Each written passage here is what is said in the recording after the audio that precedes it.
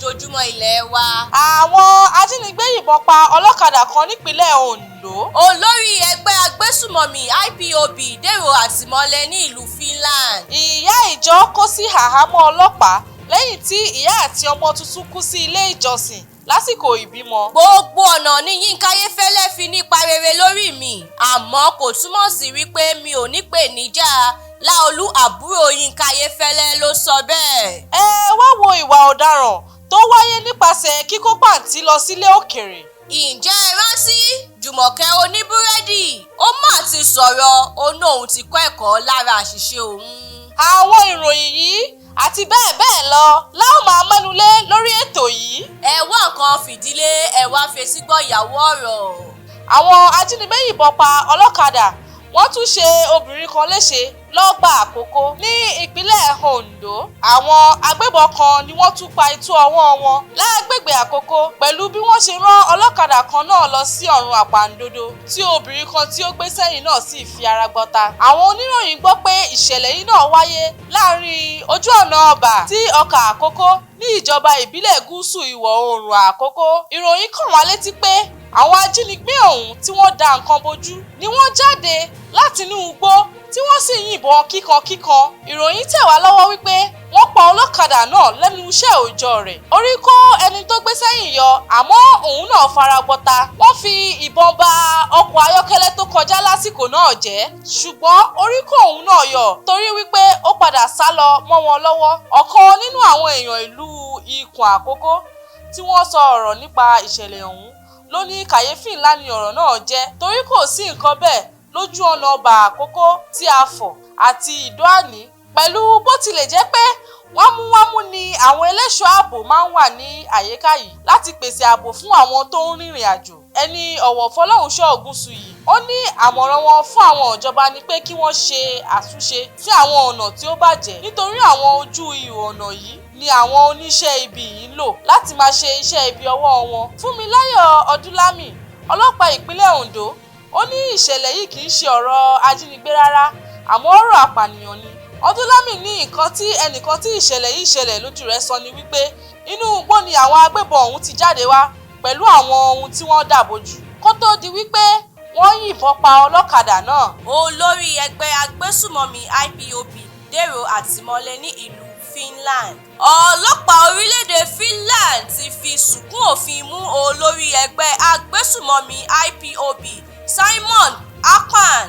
Ìròyìn láti orílẹ̀-èdè náà sọ wípé ilé-ẹjọ́ kan lágbègbè Pajama ti pàṣẹ pé kí wọ́n lọ fi afurasí náà sí ọgbà ẹ̀wọ̀n fún àkókò díẹ̀ níbi tí yóò ti máa gba atẹ́gùn.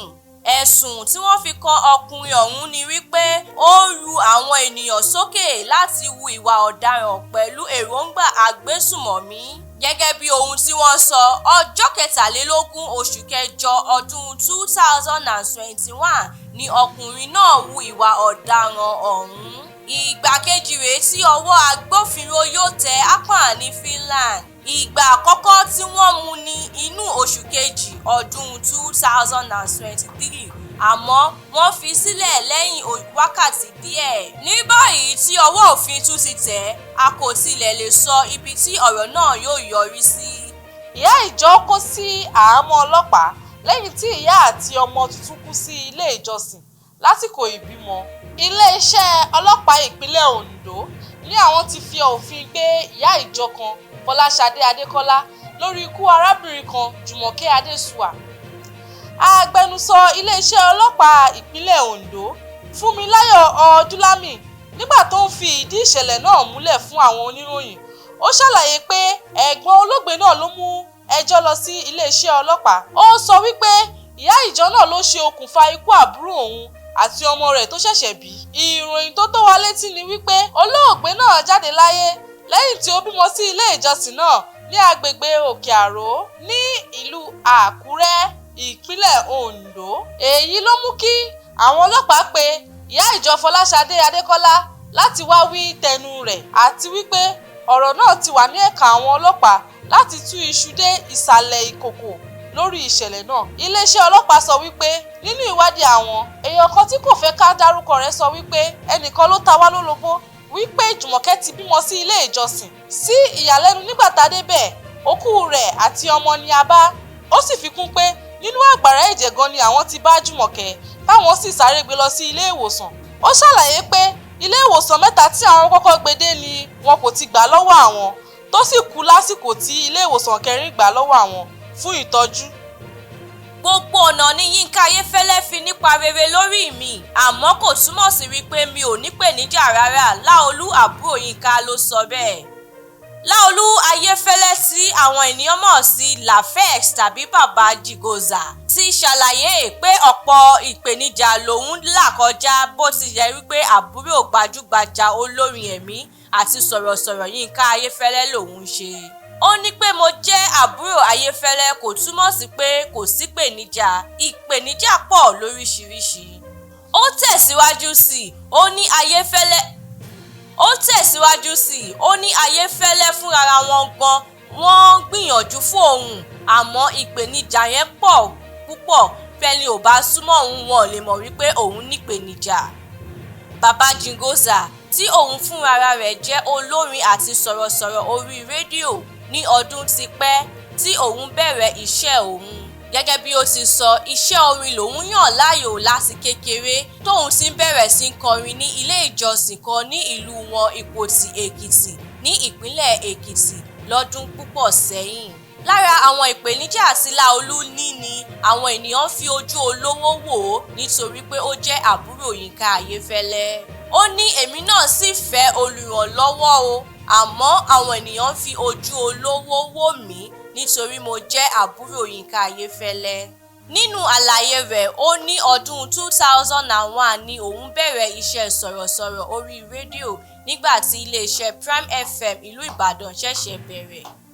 Ètò Ojúmọ́ Ire ló fi bẹ̀rẹ̀ iṣẹ́ rédíò kó tó fi Nàìjíríà sílẹ̀ lọ òkè òkun. Àmọ́ ṣá bí iṣẹ́ rédíò ṣe wà lẹ́gbẹ̀ẹ́ kan náà ni iṣẹ́ orin náà wà lẹ́gbẹ̀ẹ́ kejì. Ilé ìjọsìn Our Saviour Anglican Church ní Láolú ti bẹ̀rẹ̀ orin kíkọ títí ó fi di ẹni tó ń kọrin fún àwọn onísinimá. Òun ló kọ orin tí wọ́n fi ṣe ìpolongo eré Síkírátù Sìǹdòdó tó milẹ̀ tìtì lọ́pọ̀ ọdún sẹ́yìn. Èyí ló sọ òṣèré tíátà obìnrin Táyọ̀ Odùèké di gbajúmọ̀ òṣèré. Ayédèrú ṣúgà ti wà lọ́jà, ẹ fura o. Ìjọba àpapọ̀ kìlọ̀. Àjọ tó ń rí sí ìdáàbòbò ohun jíjẹ ní Nàìjíríà FCCPC ní ayélujára ti pe àkíyèsí àwọn aráàlú sí ṣúgà kan tó wà lọ́jà, èyí tí wọ́n pè ní ayédèrú tí àwọn kan kó wọlé láti orílẹ̀-èdè Brazil. FCCPC fi ìkìlọ̀ náà síta nínú àtẹ̀jáde kan tó fi sójú òpó Twitter àti Facebook rẹ̀. Ìwádìí fi hàn pé àwọn ṣúgà yìí wọn kò ní orúkọ lára, bẹ́ẹ̀ ni wọn kò ní ọjọ́ tí wọ́n ṣẹ̀dá rẹ̀ àti ọjọ́ tí yóò bàjẹ́. Bákan náà ni àjọ ọ̀hún sọ pé àwọn ṣúgà náà kò ní nọ́mbà ìdánimọ̀ àjọ NAFDAC lára. Gẹ́gẹ́ bí ohun tó wà nínú àtẹ̀jáde ọ̀hún, àwọn ṣúgà náà pọ̀ bíbà ní ilẹ̀ Yorùbá àti ní apá àríwá orílẹ̀-èdè Nàìjíríà. FCCPC ní ohun tó ń kó wá lóminú jù ni pé àwọn ṣúgà yìí wọn kò ní èròjà vitamin A nínú rárá, èyí tó ṣe kókó fún kí ojú máa ríran àti àlàáfíà gbogbo ara. Àìsí èròjà yìí lè ṣe àkóbá ńlá, ó lè fa ìfọ́jú àti ọ̀pọ̀lọpọ̀ àrùn pàápàá fún àwọn ọmọdé àti aláboyún. À ń rọ àwọn ọmọ Nàìjíríà pé kí wọ́n ṣe ìwádìí dáadáa láti mọ̀ bóyá àwọn oúnjẹ wọ̀nyí ní nọ́mbà ìdánimọ̀ NAFDAC kí wọ́n tó jẹ. FCCPC ní iṣẹ́ ti bẹ̀rẹ̀ pẹ̀lú àjọ NAFDAC, iléeṣẹ́ aṣọ́bodè àti àwọn àjọ aláàbò ní Nàìjíríà láti kó àwọn ayédèrú ṣúgà náà kúrò nílẹ̀. Jumoke oníbúrẹ́dì máa sọ̀rọ̀, ó ní mo ti kọ́ ẹ̀kọ́ lára àṣìṣe mi. Jumoke oníbúrẹ́dì tó jẹ́ arìnrìn oge Ọlájùmọ̀kẹ́ Òrìṣàgúnà tí a mọ̀ sí Jumoke oníbúrẹ́dì máa ti sọ̀rọ̀ wípé òun ti kọ́ ẹ̀kọ́ gan lára gbogbo àṣìṣe tóun là kọjá. Ó fi ọ̀rọ̀ yìí di mímọ̀ nípẹ̀jọ́ tí Dọ́jà Allen gbé kalẹ̀ ní Ìkẹjà, ìpínlẹ̀ Èkó. Jumoke gba àwọn tó ṣẹ̀ṣẹ̀ ń dìde bọ̀ nímọ̀ràn wípé ẹ má ṣe gé ìka tó fún yín lóúnjẹ jẹ. Ó sọ̀rọ̀ wípé òun jìyà gan, àmọ́ ọpẹ́ ni fún Azuka àti Tiwa Bello tí wọn kò jáwọ́ lórí ọ̀rọ̀ òun.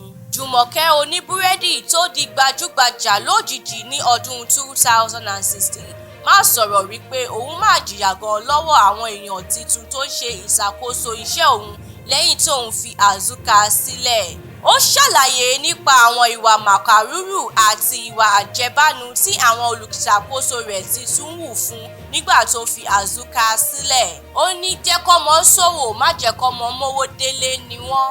Ó sọ nínú ọ̀rọ̀ rẹ̀ wípé tó bá jẹ́ mo kàwé ni n bá tí jìn sí ọ̀fìn wọn, èyí ló mú mi ṣiṣẹ́ láì gba èrè. Jumoke Oníbúrẹ́dì rọ àwọn òbí pátá pé kí wọ́n rí dájú pé wọ́n rán àwọn ọmọ wọn lọ ilé ẹ̀kọ́. Bákan náà ni Jumoke Oníbúrẹ́dì dúpẹ́ gidi lọ́wọ́ àwọn tí Ọlọ́run lò láti gbé jáde, pàtàkì jùlọ T.Y. Bello tó kó ipa tó lámì jùlọ nínú ìgbédìde rẹ̀. Jumoke tún tẹ̀síwájú láti dúpẹ́ lọ́wọ́ Azuka nítorí wípé ó dáríjì ó sì mú padà sípò.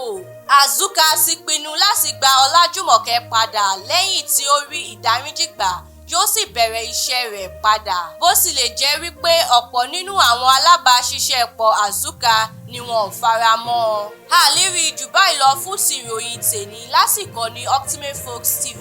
Mọ́rẹ́níkejì Adédayọ̀ lórúkọ tèmi ń jẹ́. Títí ìgbà míì tá ó máa pàdé, Jímọ̀ Mariam Ọpẹ́yẹmí lórúkọ tèmi.